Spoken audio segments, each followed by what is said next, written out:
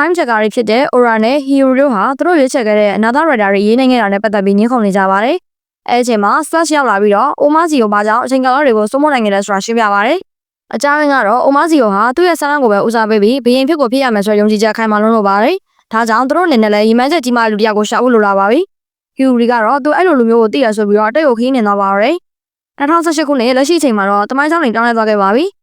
Kamen Rider အိုရဲ့စွမ်းကိုရရှိထားတဲ့ Kuroto တန်ဟာရဲလိုက်ကြီးတစ်ခုပါကနေကမ္ဘာကြီးကိုသိမ်းပိုက်တော့မယ်လို့ကြွေးကြော်နေပါတယ်။ခုကြီးကိုကြီးတို့ဆိုင်မှာတော့ဆိုကိုတရားဂျပန်ခေအောင်စစ်သူကြီး Oda Nobunaga ရဲ့ပုံကိုကြည့်ပြီးတော့သဘောကျနေပါတယ်။ KS ကတော့ Nobunaga ဆိုတာရက်ဆက်တဲ့နှဆိုးဘရင်တစ်ပါးဖြစ်ပြီးနောက်ဆုံးမှာသူ့လူရဲ့သစ္စာဖောက်မှုကိုခံရပြီးတည်ဆုံးခဲ့ရသူတို့ထောက်ပြပါတယ်။ဆိုကိုကလက်မခံခြင်းပေမဲ့ GS ကတော့အနာဂတ်က Omazio ဟာလည်း Nobunaga လိုပဲရက်ဆက်ကြောက်သူဖြစ်ပြီးတော့ဆိုကိုလည်းတူညီတဲ့ကံကြမ္မာနဲ့ကြုံရမယ်လို့သတိပေးလိုက်ပါတယ်။အဲအချိန်မှာပဲဦးလေးဂျူနီချီရိုကထိတ်လန့်နေကြတဲ့ TV ဖွင့်ပြပါတယ်။သတင်းထဲမှာတော့ Dan Foundation ရဲ့ CEO ဖြစ်တဲ့ Kuroto Dan ကဂျပန်နိုင်ငံကနေခွတ်ထွက်ပြီးတော့တိကျနိုင်ငံထူထောင်ကြောင်းကြေညာလိုက်ပါတယ်။သူ့ကိုယ်သူ King Kuro လို့ခေါ်ဝေါ်စေပြီးစန့်ကျင်တဲ့နိုင်ငံသမားတယောက်ကိုဆမ်းမှတ်တဲ့အသုံးပြုကကုဆူယာမီတရဝါဆိုဖြစ်ပြောင်းလဲပလိုက်ပါတယ်။ဒါကို TV ကနေမြင်လိုက်ရတယ်ဆိုကိုကတော့ကြောက်မဲ့စာဘယင်ဖြစ်နေတဲ့သူနောက်တစ်ယောက်ပေါ်လာပြီဆိုပြီးစိတ်လှုပ်ရှားနေပါတယ်။ GS နဲ့ Tsukuyomi တို့ကတော့အချိန်နဲ့မဟန်မှန်းသိလို့ Dan Foundation စီကိုချက်ချင်းထွက်သွားကြပါတော့တယ်။ဆိုကိုဟာရဲရတဲ့ကိုခိုးဝင်မှုကြိုးစားရင်ရံမီတွေတက်ခိုက်တာခံရတဲ့လူတွေကိုတွေ့ပြီးတော့ဝင်ကူညီပါတယ်။ GS လည်းရောက်လာပြီးတော့နှစ်ယောက်သား Rider ဖြစ်ပြောင်းလဲတက်ခိုက်ကြပါမယ်။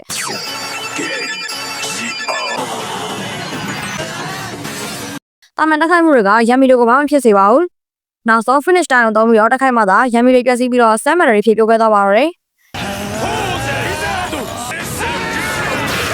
အဲ့နောက်တော့အိုဖြစ်တဲ့ Kuroto ထွက်လာပြီးသူ့ရဲ့ရံမီတွေကိုဆက်စီးရတဲ့အတွက်ဒေါသထွက်နေပါတယ်။ဆိုကိုကသူလည်းဘယင်ဖြစ်ချင်တာလို့ပြောလိုက်တော့ Kuroto ကလောင်ပြီးတက်ခိုက်ဖို့လုပ်ပါတယ်။အဲ့အချိန်မှာပဲဆက်ရုံမှတ်ပုံစံ Taka Watch Ride ရောက်လာပြီးတော့ Kuroto ကိုနောက်ဆက်လိုက်တဲ့အပြင် Kuroto စီကနေ Jirai Watch ကပြုတ်တက်ကြံခဲ့ပါတယ်။ Tsukuyomi က Kuroto ရဲ့ကြောဘက်ကခုနှစ်ဟာ2016ဖြစ်နေတာကိုသတိထားမိသွားပါတယ်။ Tsukuyomi နဲ့ GS ဟာအတိတ်ကဇစ်မစ်ကိုရှင်းဖို့2016ခုနှစ်ကိုတိုင်းမစင်နဲ့ထွက်သွားကြပါတယ်။ Sogo ကတော့လက်ရှိအချိန်မှာကြံနေခဲ့ပြီးဝူးဆီယာအားပေးမှုနဲ့အတူရဲတိုက်ထဲကိုစောင့်ကြည့်ဖို့ဝင်သွားပါတယ်။2016မှာတော့ Kuroto ဟာသူ့ဖခင်ကိုတပ်ဖြတ်ပြီးကုမ္ပဏီကိုသိမ်းပိုက်ခါအာဏာထူထောင်စားပြုနေပါပြီ။ GS ရောက်လာပြီးအနာသာအို Kuroto ကိုတိုက်ခိုက်ပါတယ်။တစ်ချိန်တည်းမှာပဲ2018ခုနှစ်ရဲတိုက်ထဲမှာတော့ Kuroto ဟာဒီဇိုင်နာ Hina Izumi ကိုသူ့ရဲ့မိဖုရားလုပ်ဖို့အတင်းကျပ်စီစဉ်နေပါတယ်။ Hina ကညှင်းဆန်တဲ့အခါ Kuroto ကတပ်ဖြတ်ဖို့လုပ်ပါတယ်။အဲ့အချိန်မှာ Sogo ဝင်လာပြီးတော့ Kuroto ရဲ့လက်ကိုဖမ်းချောက်လိုက်က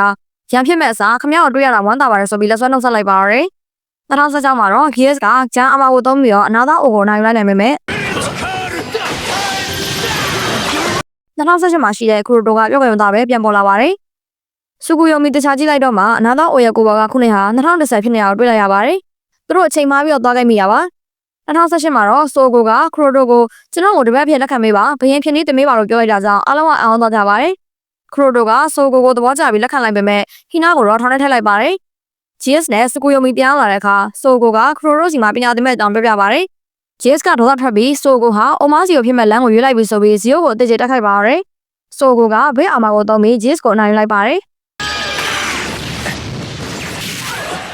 Kuroto ကဒါကိုကြည့်ပြီးသဘောကျက Sogo ကိုသူ့ရဲ့ကိုယ်ရံတော်တက်မှုခန့်လိုက်ပါတယ်။နိုင်ရသွားတဲ့ GS ကို Tsukuyomi ကစာုံပြောခေါ်လာပြီးကုသပေးနေရပါတယ်။ GS ကတော့ Sogo ကိုတပ်ဖြစ်ဖို့ပိုပြီးဆုံးမချက်ခိုင်မာသွားပုံပါပဲ။ Woods ကဘယင်တစ်ပါးတစ်ခေတ်ထဲမှာရှင်တွဲနေလို့မရပါဘူး။အဖေကတော့နောက်ထပ်ကဏ္ဍဝင်တယောက်လက်ထဲမှာရှိနေပါတယ်လို့ဆိုပါတယ်။အပိတ်စင်းမှာတော့ထောင်ထဲရောက်နေတဲ့ Hina ဟာထောင်ထဲမှာဖမ်းခံထားရတဲ့နောက်ထပ်လူတစ်ယောက်နဲ့တွေ့ဆုံပါတယ်။ Hina ကဘယ်သူလဲလို့မေးလိုက်တဲ့အခါအဲ့ဒီလူကကျွန်တော်နာမည် Eiji Hino ပါလို့မိတ်ဆက်လိုက်ပါတော့တယ်။